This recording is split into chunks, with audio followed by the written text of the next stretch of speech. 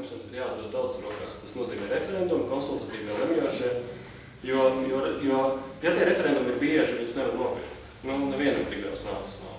Ja? Ja par katru jautājumu, nu, tā kā vecais klasiskais stāsts, nu, kas traucē, tagad ir vēlēšanas, ja?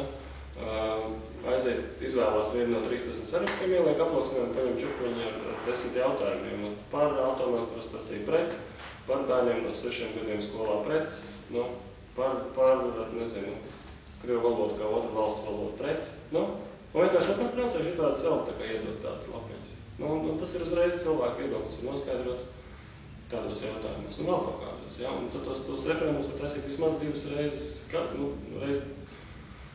reizi 2 gados, tas ir pa pašvaldību un ir pa saimnes vēlēšanām. Tas ir tos fiziskos. Un tad ir nākošā lieta ir elektroniskie, tas ir autorizējoties caur banku sistēmām vai caur kaut kādām autorizācijas lietām, kur ir iespējams elektroniski autorizēties, un tad cilvēki iespējams vienkārši var nobalsot par kaut ko.